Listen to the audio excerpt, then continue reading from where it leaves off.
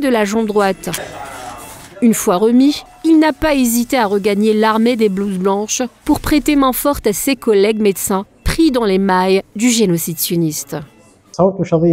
J'ai été blessé par un petit éclat d'obus, mais comme je suis diabétique, on a dû m'amputer la jambe. Après la guérison, j'ai porté la prothèse, qui est une solution temporaire. Elle est certes fatigante, mais grâce à elle, je peux bouger et marcher. Je suis heureux et bien psychologiquement quand je travaille. C'est pourquoi j'ai décidé de reprendre le boulot.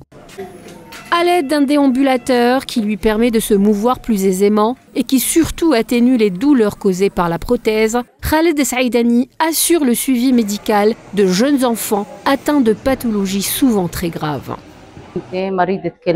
Ma fille est atteinte d'une maladie rénale. Malgré l'amputation de sa jambe, le docteur Khaled Saïdani assure le suivi de ses patients et leur fournit les soins nécessaires. Nous le remercions infiniment.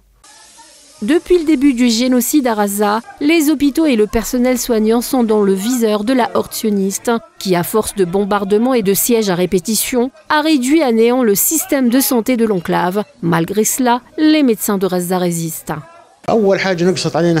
Nous avons d'abord connu une pénurie de solutions médicales et de soins dans cet hôpital, en plus du manque de médicaments sur une longue période. Le carburant utilisé pour énergie est également épuisé. Nous devons donc travailler dans le noir en utilisant les lampes de nos téléphones, même pour les interventions chirurgicales.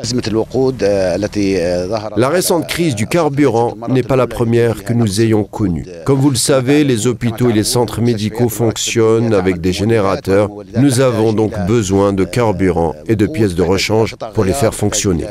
Une population massacrée, des médecins ciblés dans l'exercice de leur travail, des hôpitaux ravagés, telle est la situation de Gaza et de son système de santé. Le constat est là, le génocide sioniste viole et bafoue délibérément toutes les lois internationales. L'UNRWA constate que les hôpitaux de Gaza sont devenus des pièges mortels.